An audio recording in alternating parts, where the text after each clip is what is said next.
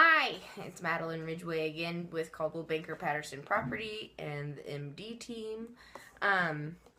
Today I wanted to talk about renting versus buying. There's several things to consider when you're doing this. We're going to go over a few pros and cons later on, but one of the first things to consider is how long will you be in the area? Are you going to be here for 6 months? Are you going to be here for 8 years? Are you wanting to be able to move very easily? Are you looking to settle down somewhere?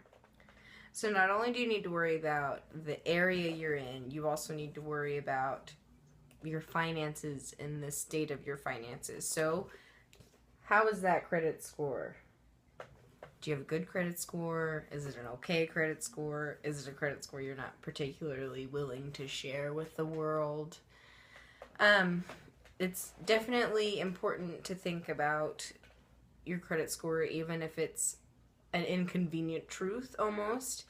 It's a lot of fun to fantasize about getting into a house and to start looking at houses, but whenever you find out that you're not necessarily eligible to get a loan, it can be really disappointing. So even just as a preparation step in getting ready to buy a house, please be very conscious of where your credit score is and what steps you can do to take to get it either where you want it to be or improve it from how awesome it already is. One last thing we're going to consider for this video is location, location, location. I'm sure you've heard the 3 most important things of real estate are 1, location, 2, location, and 3, location. So what is available in the area you want to be in? So what's available in the city, what's available in the neighborhood, what's available on the street that you want to be on, in the school district, whatever it is. If you don't have any houses for sale there, then it's hard to buy. If you don't have any houses for rent there, then it's hard to rent. So you have to be very conscious of what's going on in the area that you want to be in. So location, location, location. Now we're going to go over some pros and cons of renting and buying now that we have considered a few things. Okay, so there are good things and bad things to everything in life in general. So we're going to cover a few of the good and bad things, pros and cons of renting and buying. Okay, so first we'll cover renting. A few of the pros of renting: it's easy to move, so you don't have to feel tied down to somewhere forever. You don't have to deal with maintenance, and that is starred because depending on your lease agreement, you might have to do certain amounts of maintenance that might be expected out of your landlord, and then that's just an agreement between the two of you. There's fewer upfront costs, so you're going to have a security deposit, of course, but you're not having to put down a 10% down payment or anything like that. It's pretty typically first and last month's rent, or sometimes just first month's rent and a security deposit.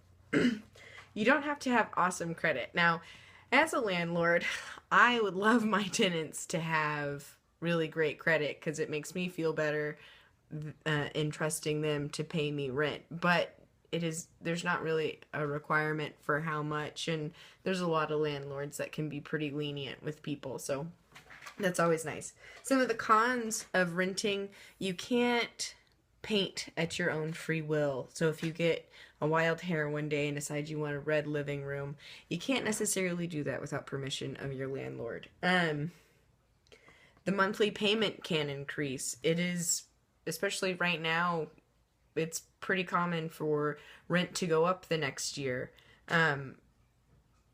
There's a lot of times like a 15% increase. It really just depends on where the house is and how gracious your landlord feels like being. You don't get to receive a tax benefit. You don't get a tax break for paying rent.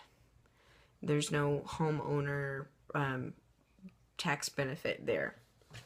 Okay, so now the pros and cons of buying a house.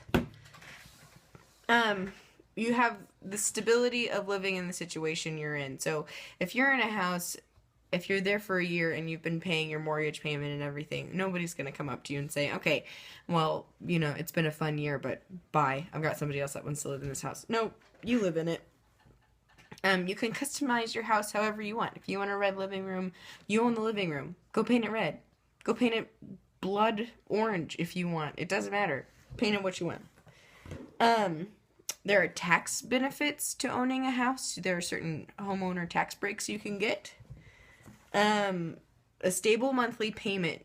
And really that depends more on the type of loan you get. But for the most part, if you have a mortgage payment, it's going to be the same mortgage payment throughout the entire life of the mortgage.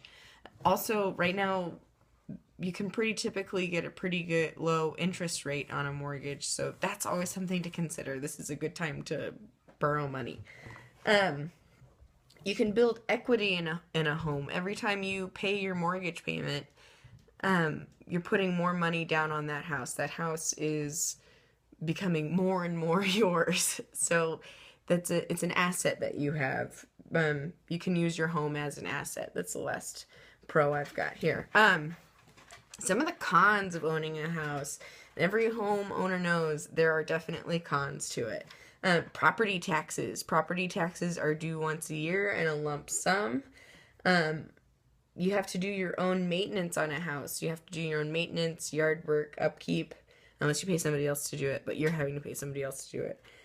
You're tied down to where your house is located, unless you're one of those really awesome people that has a house here and a house in Colorado and a house on the beach.